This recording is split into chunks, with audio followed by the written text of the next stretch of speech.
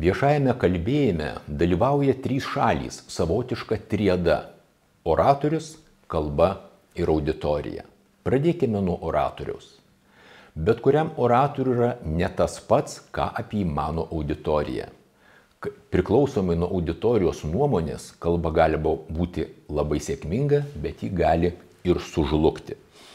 Iš tiesų, auditorija retai kada gerai pažįsta kalbėtoją, ypač pirmojo susitikimo metu. Todėl, vos jūs prašnekote, jūs iš karto pradeda vertinti ir kurti jūsų tokį, kaip ir psichologinį profilį. Aukštas, žemas, kalba žemų balsų ar aukštų balsų, naudoja daug tarptautinių žodžių arba mažai ir taip toliau. Tas ypač svarbu pirmojo susitikimo metu, kol dar apie jūsų nuomonę yra nesusiformuota.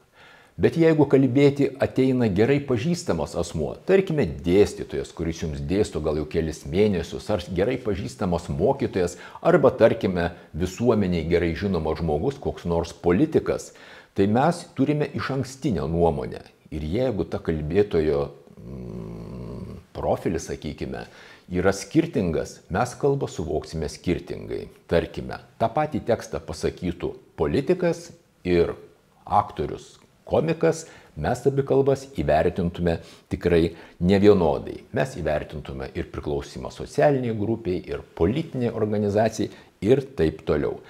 Todėl įvaizdis, kalbėtojo įvaizdis nėra tai, kas kuriama šiuo metu. Kartais tai gali būti viso gyvenimo darbas. Oratoriaus įvaizdis retorikoje vadinamas etosu. Graikiškai tai reiškia charakteris. Apie etosą pakalbėkime kitą kartą.